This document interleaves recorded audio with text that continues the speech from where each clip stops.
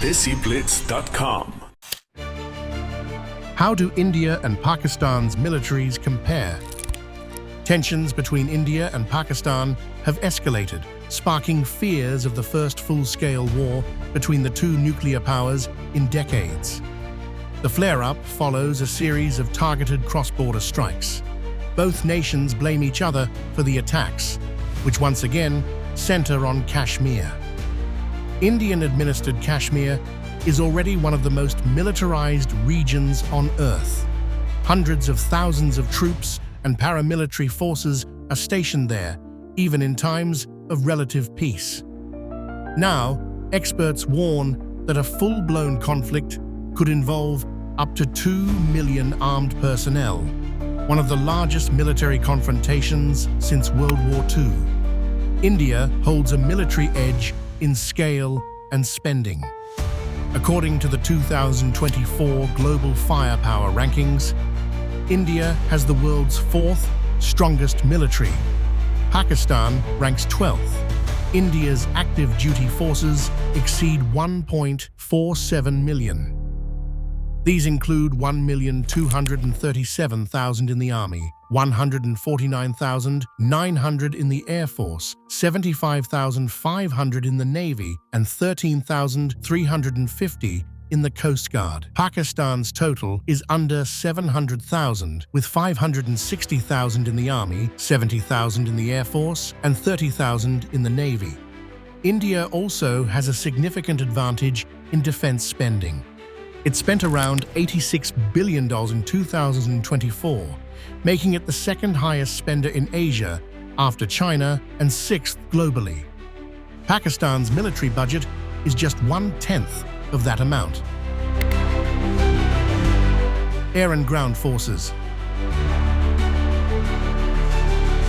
On the battlefield, India's advantage extends to tanks and aircraft. India operates 4,201 tanks compared to Pakistan's 2,627. In the air, India has 2,229 aircraft versus Pakistan's 1,399. Michael Clark, Sky's security and defense analyst, said, "The Indian forces are about double the size of Pakistan's forces. If it came to a war, India would win."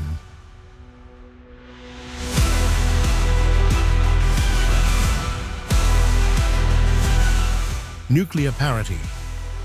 The two nations are almost evenly matched in nuclear capability. India holds around 172 warheads and Pakistan 170, according to the Arms Control Association. The Arms Control Association said, with 170 plutonium-based nuclear warheads on short and medium-range systems, Pakistan already has enough nuclear firepower to deter a nuclear attack from India and obliterate much of the subcontinent. It added that Pakistan continues to produce fissile material and retains the option to use nuclear weapons first against non-nuclear military threats. Airstrike claims. The current escalation has led to conflicting narratives. Pakistani experts claimed that their smaller military had downed Indian warplanes, including a French-made Rafale jet. Indian authorities have yet to respond. Abdullah Khan, managing director of the Pakistan Institute for Conflict and Security Studies, said, "The perception here in Islamabad is of pride and jubilation. The Pakistani military, especially the Pakistani Air Force, is seen to have done a wonderful job. India has struck all civilian targets because there were no militants there, as these were previously banned sites. But Pakistan, in retaliation, did it for all the military targets, and we downed a number of Indian jets. Despite being limited in numbers and capabilities, Pakistan engaged Indian military targets successfully, not only in the air, but also along the line of control, and struck Indian aircraft on their own territory. Despite the serious risk of escalation, experts believe neither country can afford a prolonged conflict. Christopher Clary, associate professor at the Department of Political Science at the University of Albany, said, "Both states can afford a short, limited conflict, but neither state can afford a drawn-out, high-intensity conflict. Even a few weeks of high-intensity conflict would seriously strain both countries' militaries. India can afford a drawn-out conflict more than Pakistan, but getting drawn into such a conflict would expose India to risks on its other front with China.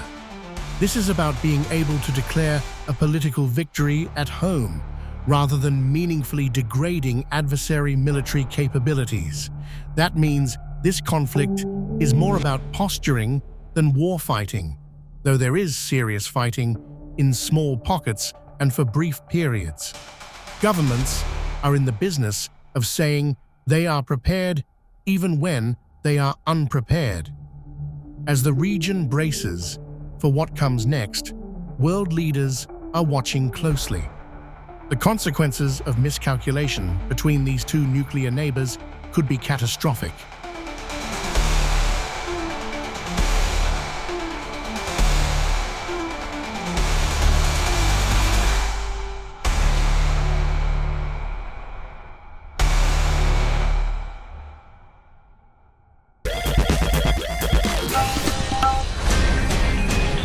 DESIblitz.com